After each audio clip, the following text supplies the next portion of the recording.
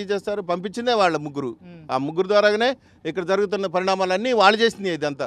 మేము కష్టపడి కరెంటు పోల్లు వేసుకొని లైన్లు వేసుకున్నాం. మేము ఇంటికింత మేము లైన్లు వేసుకుంటే మా కరెంటు పోల్ కూడా పీక్కొని పోతున్నాం. మీరు ఒకసారి చూడండి పోయి కరెంటు పోల్లు వైర్లు అన్నీ తీసేసుకొని పోతున్నారు. సోలార్ కష్టపడి సోలార్ పెట్టుకుంటే సోలార్లు కూడా పీక్కొని పోతున్నారు. ఇంత దౌర్జన్యం జరుగుతుంది ఇక్కడ. దీన్ని రెవెన్యూ శాఖ మంత్రి పొంగులేటి శ్రీనివాస్ రెడ్డి నాకు ఇలాంటి సమాచారం లేదని చెప్తాను. లేదు పక్కా ఆయనకే తెలుసు. పక్కా శ్రీనివాస్ రెడ్డి గారికి తెలుసు, మన తుమ్మల నాగేశ్వరరావు గారికి తెలుసు, బట్టి గారికి తెలుసు. ఇది వీళ్ళ ముగ్గురు కావాలని జరుగుతున్నదండి. ఇది మాకు ఇంత అన్యాయం జరుగుతుందండి. కొట్టి పంపిస్తున్నారు. ఇదేంటంటే ఇట్లా చేస్తున్నారు.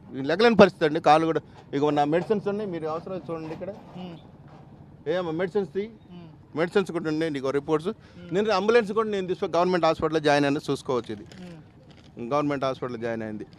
మీరు ఇది కూడా చూసుకోవచ్చు. మెడిసిన్స్ కూడా రాశారు. ఏమన్నా మీరు యాక్షన్ తీసుకుందాం అనుకుంటారా? వాళ్ళ మీద కేసు నమోదు చేయడం చచ్చే పరిస్థితిగా వస్తుంది. మమ్మల్ని సాగొట్టే పరిస్థితిగా వస్తుంది. ఇక మెడిసిన్స్ కూడా వాళ్ళు ఇచ్చారండి. ఇక చూడండి, ఇవన్నీ అబద్ధం చెప్పాల్సిన అవసరం లేదు. ఇక చూడండి, ఇది గవర్నమెంట్దా కాదా మీరు కూడా ఒకసారి అబ్జర్వేషన్ చేయండి.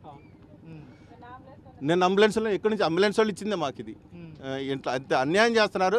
అక్రమాన్ని ఆపమని చెప్పేసి మేము అడ్డం అనేది చేస్తుంది సార్. ఇదంతా మీరు కూడా చూసుకోండి. మందులు రాశారు, మెడిసిన్స్. ఇది ఇంత అన్యాయం జరుగుతుంది. దీని మీద కూడా మా స్పందన మా నాయకులు కూడా చెప్తారు. జరుగుతూ ఉంటే స్థానికంగా ఉన్నటువంటి కాంగ్రెస్ నేతలు ఇక్కడికి వచ్చి ఎందుకు ఆపలేకపోతా ఉన్నారు? ప్రభుత్వానికి ఎందుకు సమాచారం ఇవ్వలేకపోతాం? సార్ సమాచారానికి పంపించిందే కాంగ్రెస్ వాళ్ళే కదండి. ఇంక వాళ్ళేం వస్తారు? ఇక్కడికి వస్తే ఇక్కడ ఎన్ని వేల మంది అండి? 2000 మంది అన్యాయం అయిపోయారు అక్కడ. చూడండి ఒకసారి, మీరు అటుపోయి బిల్డింగ్లు చూడండి ఒకసారి. మీకు ఆపడితే ఇక్కడ చూడండి, అక్కడ బిల్డింగ్ ఎంత పక్కలు కొట్టారు. ఇదంతా ఆపుతుందానికి ఏంటంటే మేము కోర్టులో వేసినాం అండి. 62 ఎకరాల భూమి మీద మేము వేసినాం. ఇది నేను ఇంకొక 9 మంది మేము వేసినాం. అందుకోసం స్టేటస్ కోలో ఉండబట్టి మా ఆపారు. ఇట్టనే మాకు ఇంకా 400 మంది పట్టాదారులు ఉన్నారు. అందరూ చూపించిన ఈ ఫేక్ అని అంటున్నారు. అంటే వాళ్ళు ఇస్తేనే మంచిది, వీళ్ళు ఇస్తే ఫేక్ అని అంటున్నారు. మీకు ఎవడిచ్చింది? రెవెన్యూ వాళ్ళు ఇవ్వాలని చెప్పేసి వాళ్ళు అంటున్నారు. రెవెన్యూ వాళ్ళు మా భూదాన్ బోర్డు మాది సర్వే చేసి ఇవ్వండి అని అంటే వాళ్ళు మమ్మల్ని పట్టించుకోవట్లేదు. ఒకవేళ మీరు కూడా కోర్టుకు వెళ్ళకపోతే మీ ఇల్లు కూడా కూల్చేటటువంటి పరిస్థితులు ఉంటుండేనా? ఖచ్చితంగా ఇది జరుగుతుంది. ఇది మాకు ఇట్లా ఏమని ఇచ్చారండి?